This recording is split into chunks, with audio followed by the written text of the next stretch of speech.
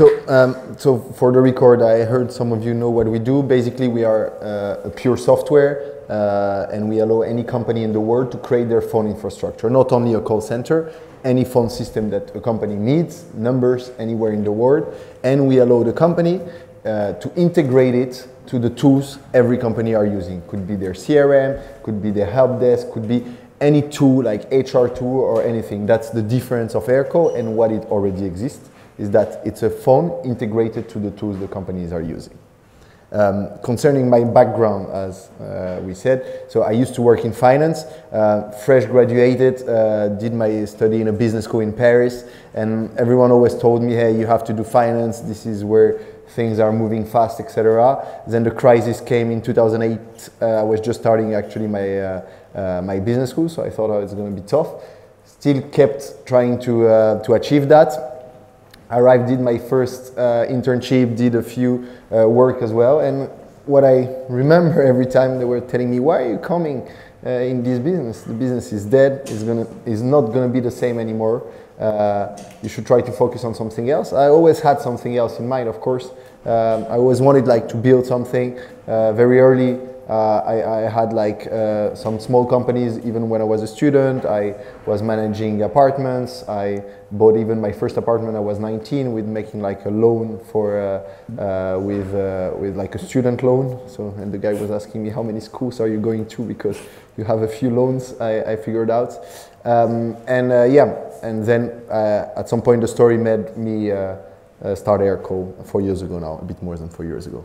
Okay, amazing. So the first topic that I want to go into is sales, because I figure that a lot of people are here for this reason, and I think it's always interesting to talk about the beginning.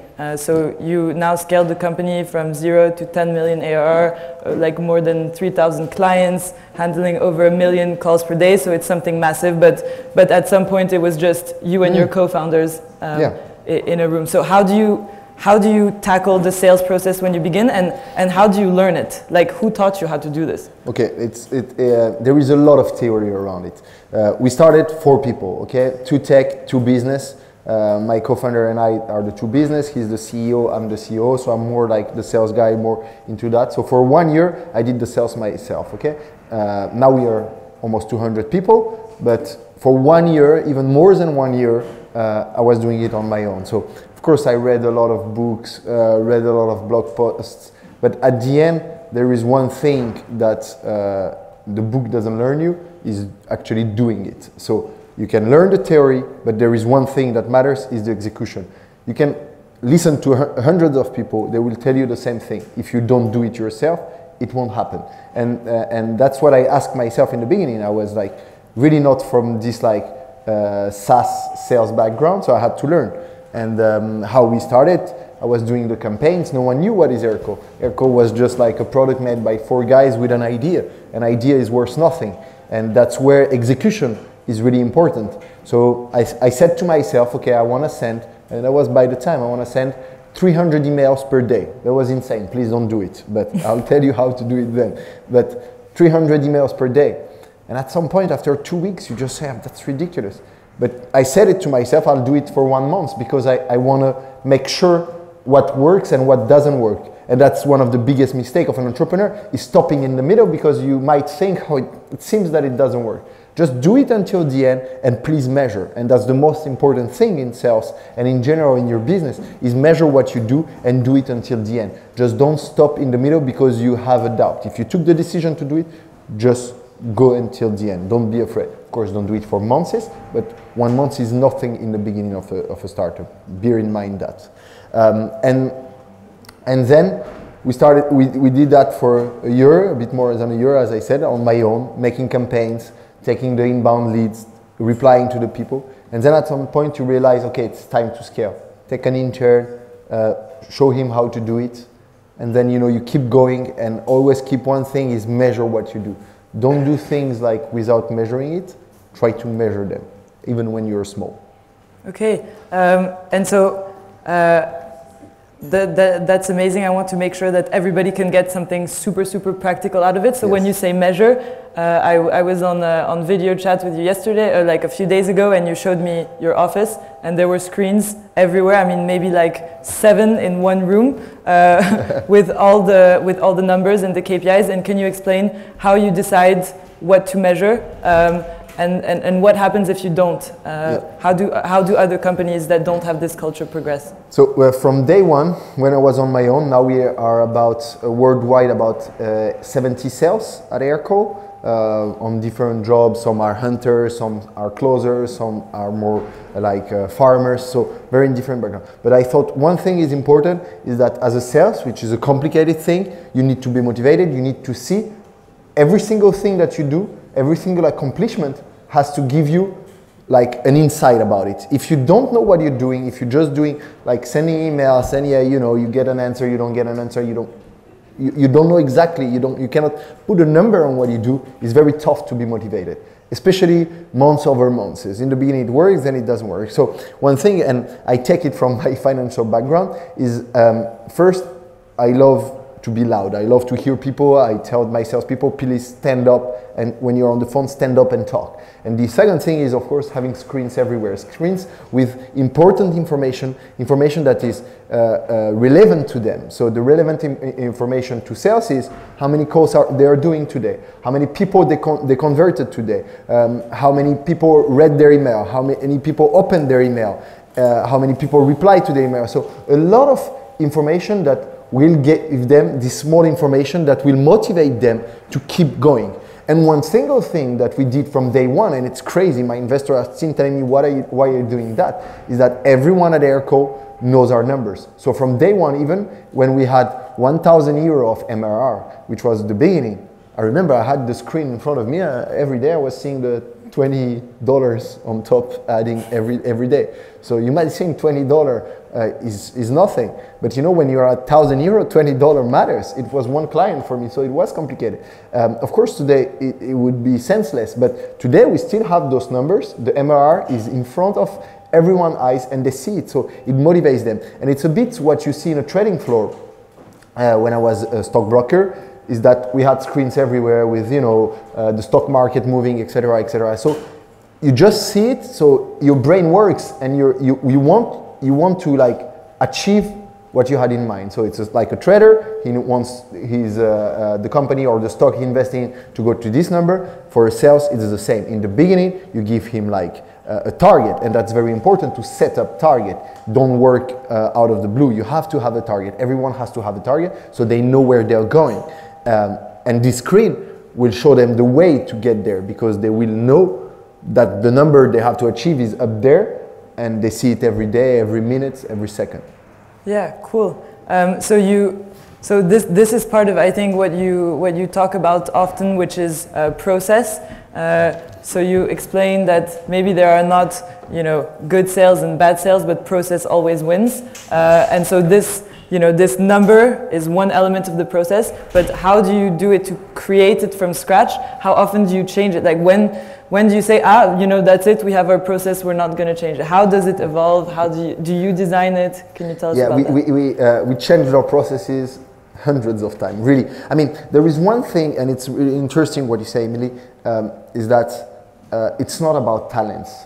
And there is one sentence that I love to say, is that hard work beats talents when talents fail to hard work. Because it's not about being talented, it's about being hard worker and follow the process you put in place. And the hard work really will always win.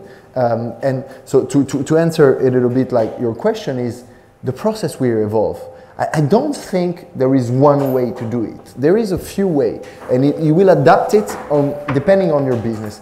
In our case, what works is having like SDR, so like sales that are hunting, is having account executive, guys that are here to close the client, and then customer success, account management, call it whatever you want, guys that are then in charge of growing those business, okay? And in the beginning, the easy way to start is you have one guy that does everything, and that's really bad, because this guy cannot do everything.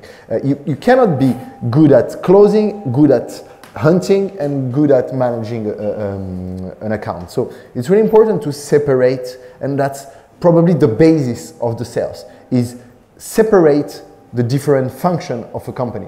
When you separate them, you're more powerful, because people, you move from having talented people to one very important thing is that you have specialized people. Specialized people is what makes successful people, because being very generalist is the first mistake of starting to sell or even starting a business. Have people be specialized in one area, and that will make you really, really powerful.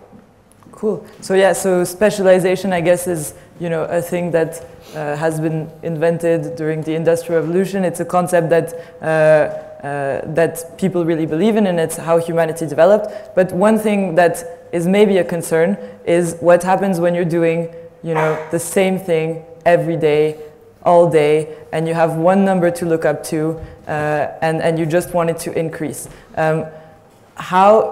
I think you talked about this a bit, but my first question, I think we'll keep discussing about a bit the psychology of sales, is how are salespeople different from other people, from other employees? So it's a very good question, because I have this question quite often. Every interview I do, when I explain that to them, you will do this specific thing, you will become a specialist of that. And some people get scared of it because they say, wait, I'm going to do every day the same and that's it. And at that point, that's where management comes in place. And that's where really important things comes, is that you have to have a career path. And the career path is something we learn over the way. Actually, it's been 4.5 years now. We started to create our sales career path 6 months ago, a bit more, 8 months ago maybe.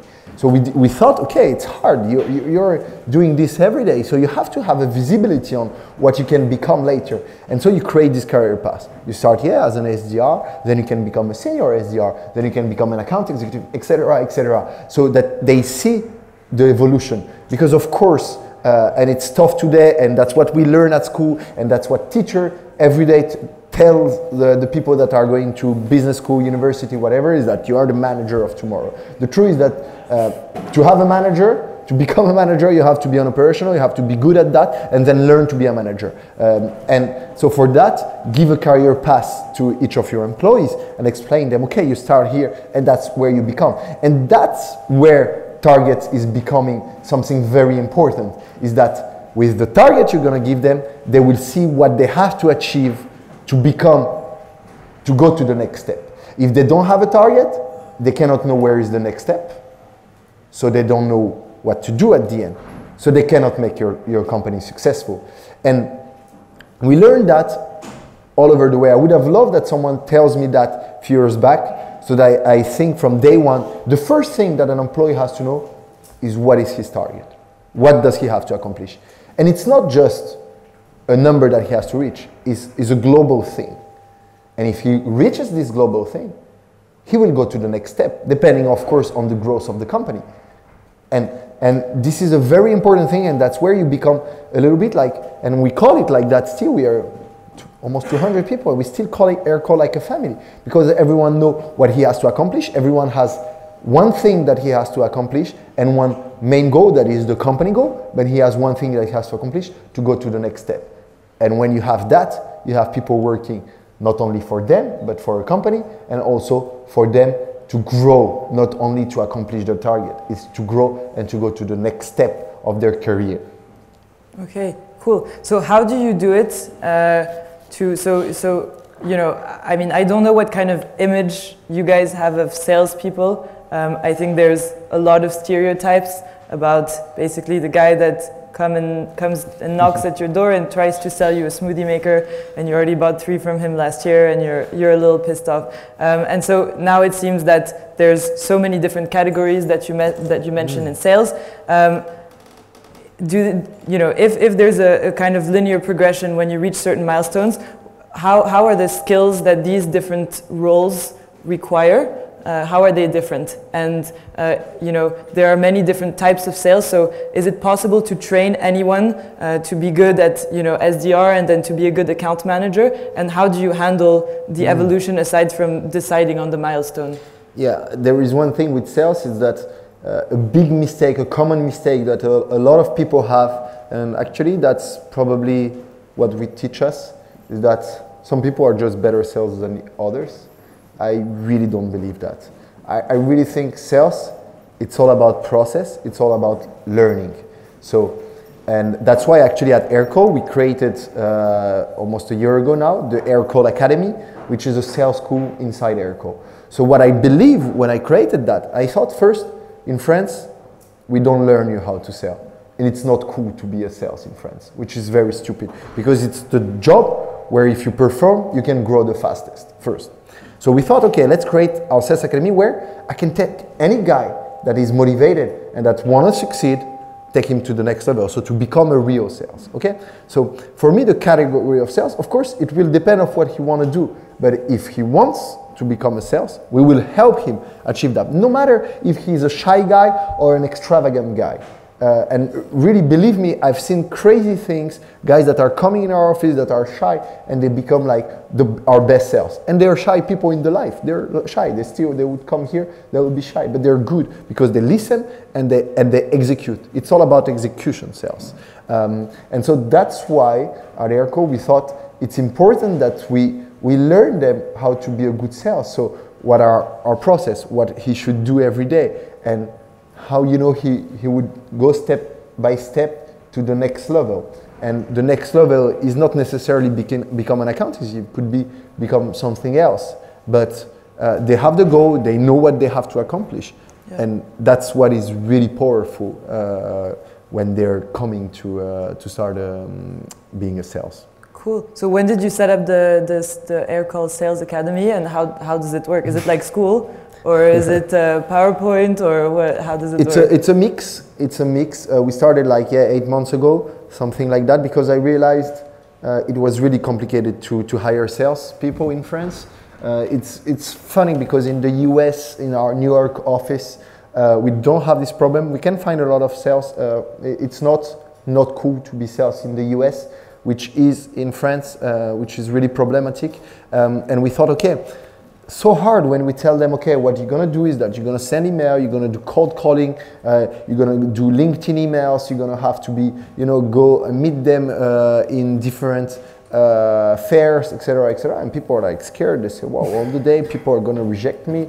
I'm like this old dude, like you say, that they knock to doors and they try to sell like Hoovers, and they don't want to be that. But actually, it's not that at all. And so we thought, okay, we cannot change the global mentality, so maybe I have to become, we have to push our government to change that, what we learned at school. So that was complicated. So we thought, okay, let's create this school, let's meet all those people that comes to us that want to become sales, and then they realize sales is actually calling, and it's not that easy, and learn them to do it. And Aircall, we have like operations all over the world. We have about 15 different nationalities. And the cool thing is that we thought, okay, no matter where you're coming from, no matter your language, you're gonna be able to help us. And we're gonna help you to help us. And so we have these batches of between 4 and 5 sales every month that are starting at Aircall.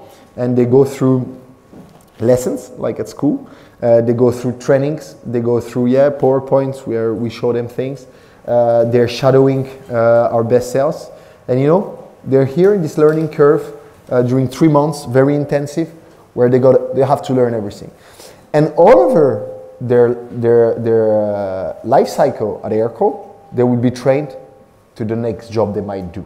So they will be trained to maybe become a partnership manager, maybe to become an account executive, so a closer, an account manager, etc. Depending on the track they choose, we're gonna learn them how to go to the next track. So it's like this continuous thing. They do their work, and continuously we learn them to go to the next level.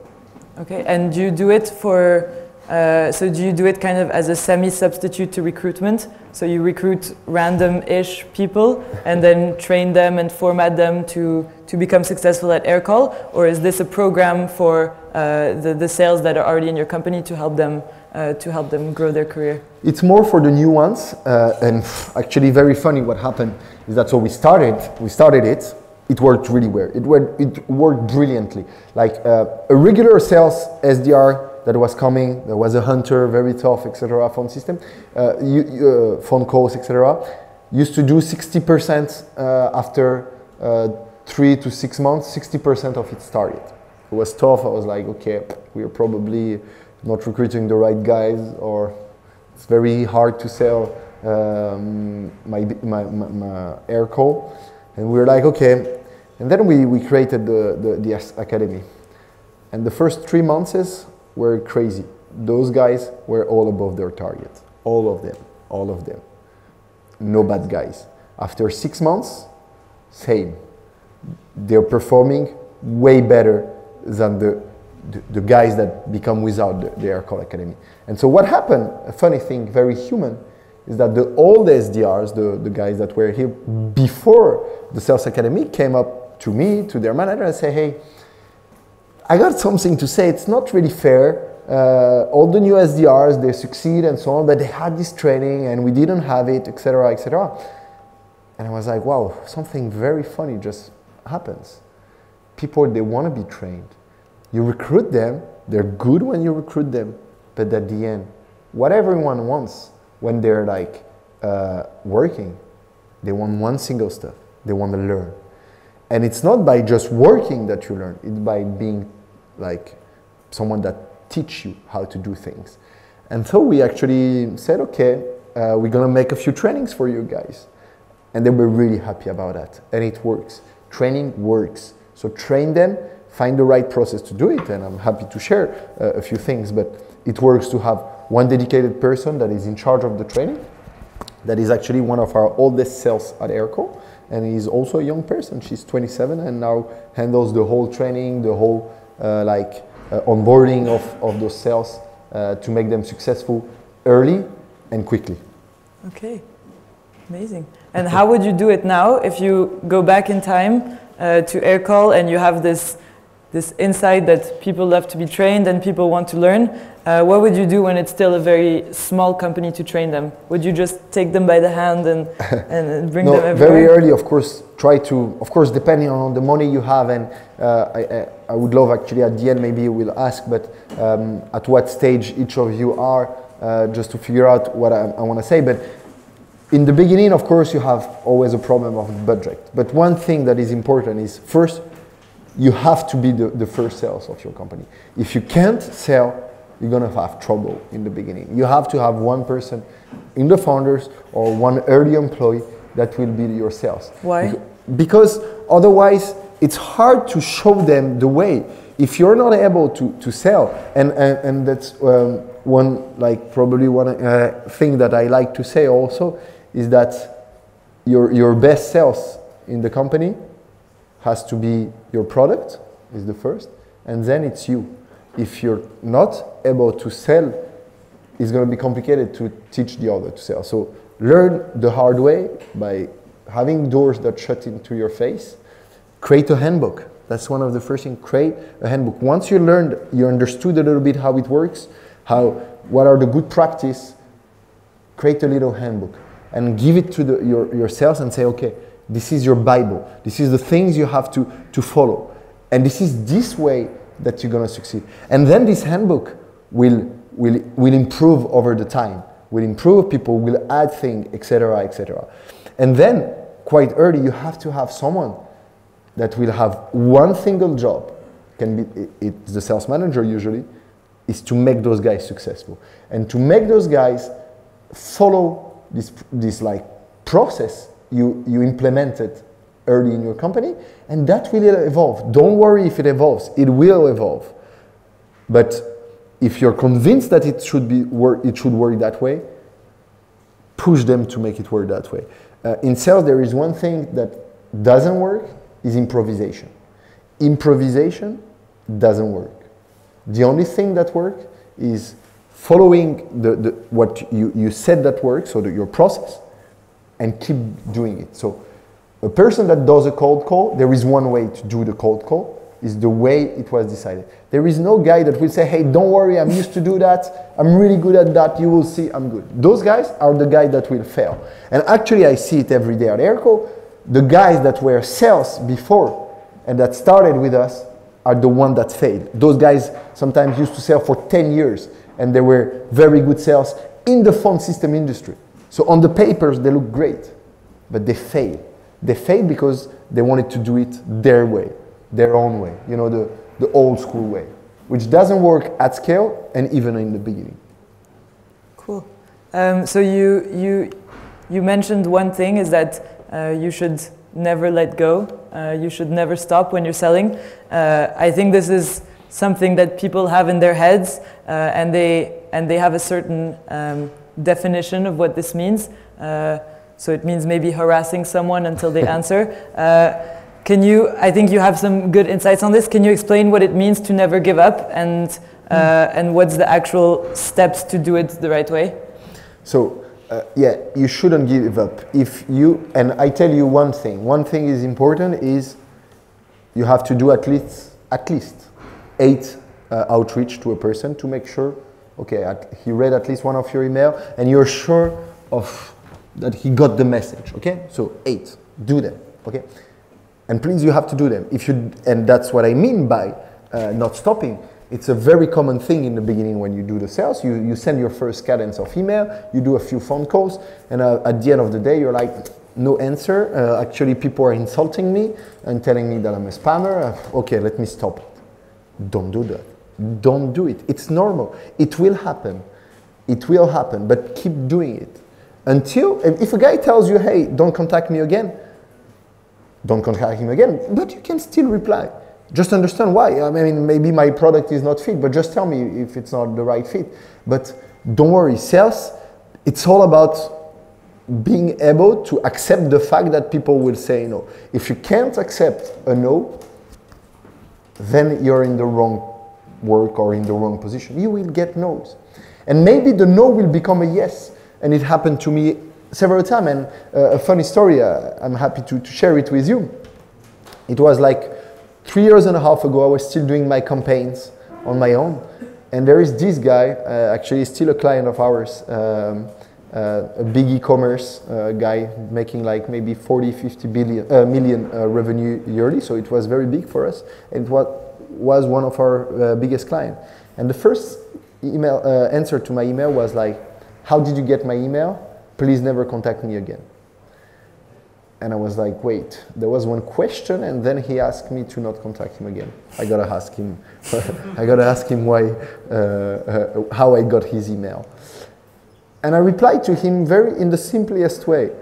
I found your email by testing several emails. By the time you didn't have Hunter, all those tools to help you find an email. So I made up a little story, even though there was a tool, but I made a little story because the guy was probably 15 years older than me, and I made up this little story. I found your company. I figured out that you have a number on your website, and I figured out that it must be complicated to handle all those phone calls you might have. So I wanted to reach out to you. Jean was his name. I hope he doesn't remember me, but he for sure remembers. And I thought I have to contact you, so I tried 4 different emails until you received that one. And you know, I just wanted that you see that Aircall, we are a cool phone system for companies. We integrate with tools that companies are already using, and I just wanted you to know that we exist. And then he replied to me. He said, okay, let's meet up tomorrow in my office at 8 a.m. He made it on purpose. I'm not like a guy that likes to wake up at 6. I used to do that in my previous life. And I said, okay, let's go there. And I arrived in this huge company. There were maybe 100 people. For us, we were 4, so it was, and I thought, okay, there is one thing is that you don't take a no for granted. And keep trying. If you're convinced in your product, and if there is salespeople here, if you're convinced in what you're selling, don't stop after a no. Don't stop because you had several no's. Keep going, do it until the end, and then measure it. And that's where the measure is important, is that you have to measure what you do, and you have to test different kind of emails. You have to test different kind of scripts when you call them. And then you're gonna have an idea of what works, what doesn't work. And I can give you one thing of stuff that I'm sure 100% doesn't work, is making mass email. forget about mass emailing. Forget about sending thousands of emails a day. One thing that works is personalization. Every single email, when the people will read it, try to make it a bit personalized. And I say it every day to my sales. Don't send 200 emails a day. Send 100. But personalize a few sentences to make sure that the guy, when he reads it, he say, wow, this guy just knows my company. I'm gonna read the email until the end. Because there is nothing worse than, hey, first name, I am sure you have so many problems with managing, whatever. No, go into details of what this guy has, and it will help you achieve your goals. And a big example why we are losing a lot of our salespeople sometimes is that those guys that used to be sales and that, they know better than you. They always know better than you because they've done it. So they don't want to listen. And we give them databases of companies to reach out to, and they just say, oh, I have the database, okay, I send it to the whole database instead of doing it every day to 50 people. And they send it to the whole database, and then at the end of the month, they're like, no answers, very bad percentage achievement of the target. And we look at the young guys that did, as we said, 50 companies, 30 companies a day, personalized email, and those guys are making it better. Cool. So some people are good at it. Some people don't get rejected as much. But in general, I guess there's a lot of rejection. That's never something nice. How do you learn to get rejected? What do you tell your salespeople, especially if they're new people that weren't in sales before, they're not experienced in the matter? How do you convince them that it's okay to get a no, to get no answer, to be completely ignored? How do you do that? We kind of like to gamify all that. So what I like first is to make sure when a sales is working, when people are working in the business in general, so talking to client, prospects, is that they're in this loud environment so that they don't feel, the worst thing is to get insulted or to get like a very bad, someone gets you, calls you back and say, don't call me again, and you're on your own and you're like, oof. The call ends up, or you read the email and you're like on your own. What is good is like to be in this loud environment where people all the time, you hear people and it's a joke. And it has to be a joke. The guy is mad, it's probably not the right day for him. And it's tough to just have these people yelling at you. So for us, I tell them, it's a game, guys. Sales is a game. You're not gonna lose your job if you fail. You're not gonna not be able to eat. Just do it like a game. Just think about it. It's like when you're at school, you have to have good grades. And if you don't have, it doesn't mean you're gonna fail your life. Even though sometimes you feel you're gonna fail your life. And it happened to me. But one thing is that make it a game as much as possible. Have numbers that prove what you say. Be very centric with them on the way you talk to them, on okay, let's look at your metrics, what you're doing good, what can be improved, and make them just accept the fact that when you sell something, you cannot have only yeses. So once they go over that, it's okay. They will be used to getting no's, and they're gonna laugh about it. Okay, cool insight into the psychology of salespeople. One more thing that you talk about a bit is money, and I don't know if this is a stereotype again, but apparently salespeople love money, and a big part of that is not only the numbers you have on your screen, but it's also the way that they're compensated. Yes. And so, how on earth do you get this right? How does it evolve? And how do you know what are the signals when it's working or not? Is it, again, just the numbers? Is it instinct? Is it their faces in the morning or at the end of the month? How do you know? A sales has to love money, that's for sure. They have to love money, but it doesn't have to be the only motivation, money, because it can become a bit tricky. When the only motivation is money, you can get into this weird conversation with them where when they do 2-3 good months, then they come and they want to raise, which is not the way it should be. they have to love money, that's for sure. And you have to have a big variable, and that's what we do. And an important thing is that a sales has to see no limit into his compensation. So what I mean by no limit is that when he reaches the target, he has a bonus, okay? But when he goes over the target, ideally avoid to have a linear growth of the bonus. Because what they want is to make more, and that at the end of the month, you don't want them, and I say something, we use this funny word at Aircall, is that to put carpet, to put under the carpet the rest to keep it for the next month. And so every month, he's on target, but he could do way better. He could do way better, but the way your compensation is designed, it doesn't push them to do better. They prefer to keep it, they are at 100%, I'm done, I keep it for next month to be again at 100%. And so compensation has to have this psychology in their mind, is that the higher you go, the fastest you're gonna get rich. Not the highest you go, the highest you get paid, that's logical. But the fastest you're gonna get paid, the fastest money you will make. So what we do usually is that over the target, we double the bonus. Once you get another limit, we triple the bonus. So that at the end of the month is the rush to go to those scale, to those levels, to go faster and faster. And you have to design it, of course, that this stays ROI profitable. But believe me, one thing, even though it gets less profitable for you to compensate them once they are over the target, psychologically for the whole company, it's really good because it pushes everyone to their limits. And what you want and what makes a company successful is where every single person that works in the company is pushed to their limit. Of course, you don't want people to go burn out. Huh? I'm not saying that. But you want to push them to their limit.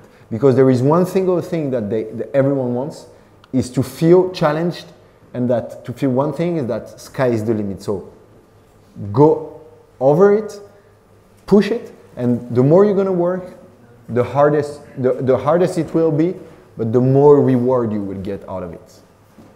Okay, and so for salespeople, it's very obvious what they're going to get in return. Who wants to work as a sales at Aircall, get rich very fast?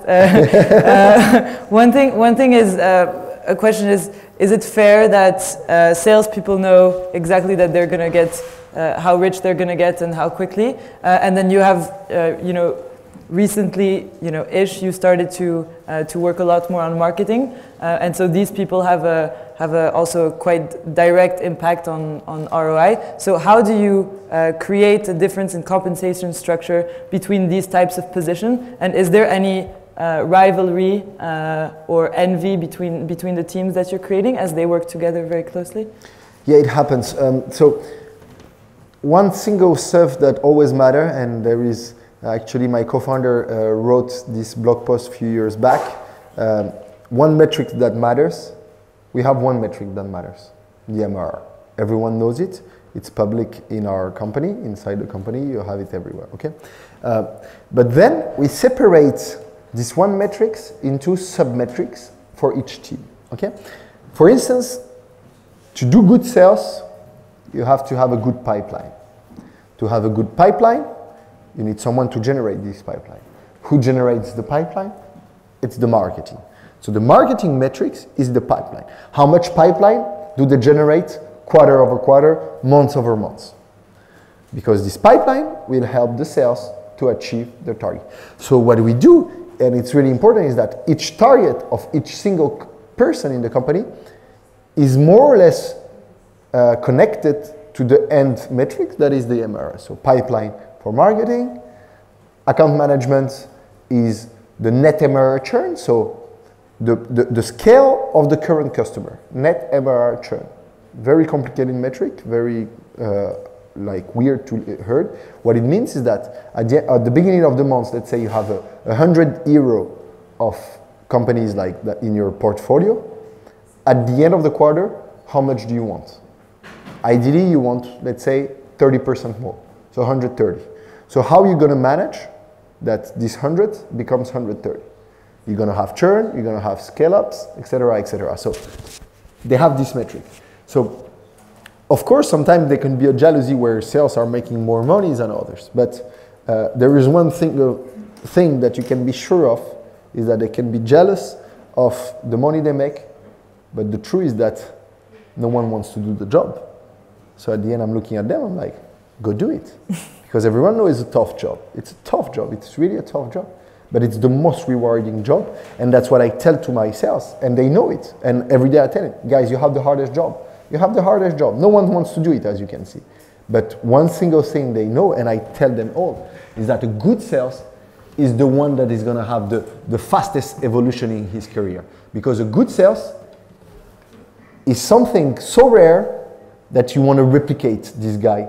And you want him to learn how to do sales to the others. So this guy will become a sales manager, then a head of sales, then a VP sales, etc., etc. And that's what I sell to all of them, is that you can be this next guy. And it's harder in marketing, in account management, so to have this fast track growth, because it's hardest also to show, to like short term, to show like how good you are in your job. Okay, cool. And so you raised the Series B recently, and so this has affected your sales team, how you scaled it. But I think a lot of other things have changed. So can you talk a bit about how this round had to completely redesign the structure of your company, and how the different departments had to start working together that didn't work together before? Yeah, the Series B for Aircall, so we raised almost $29 million.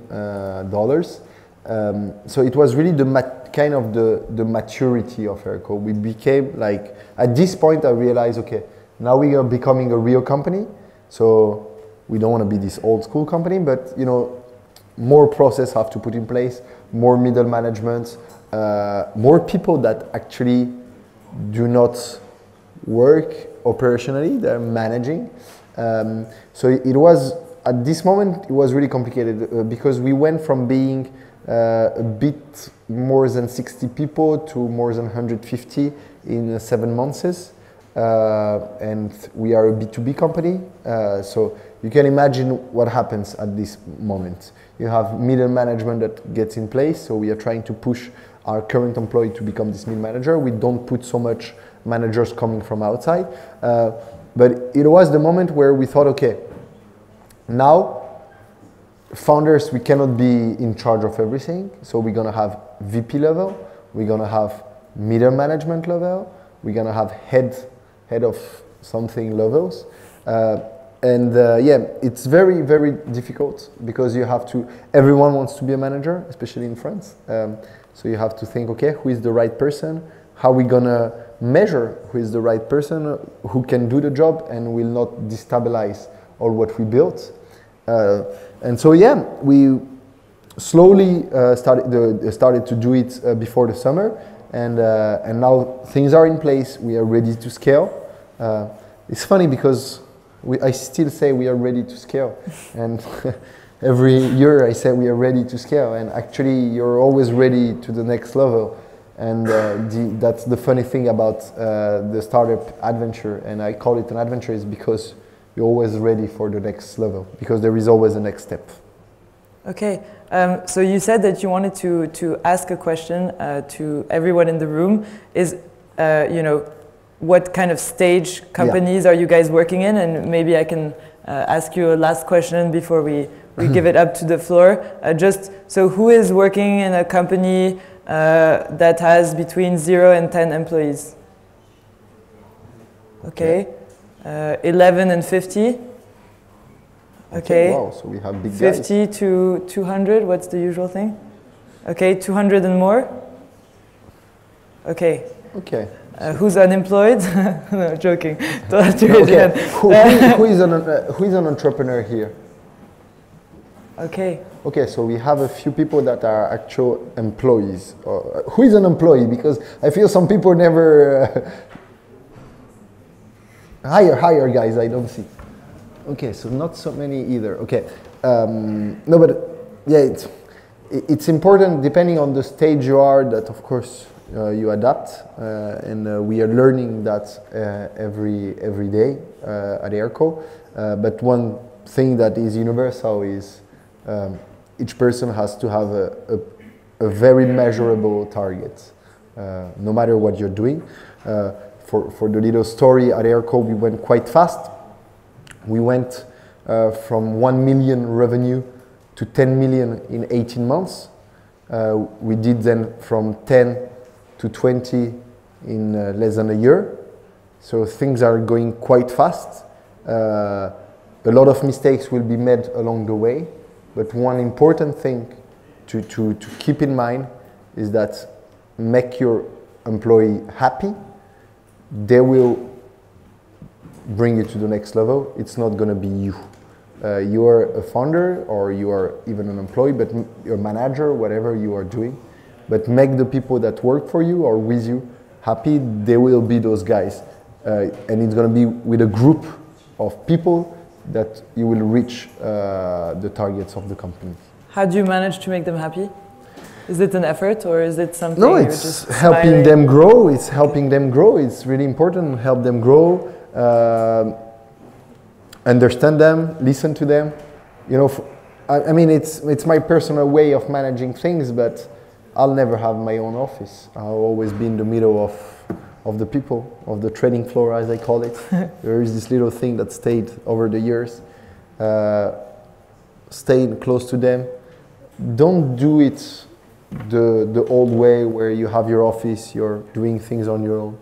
It's good to be next to the people that are making the business with you.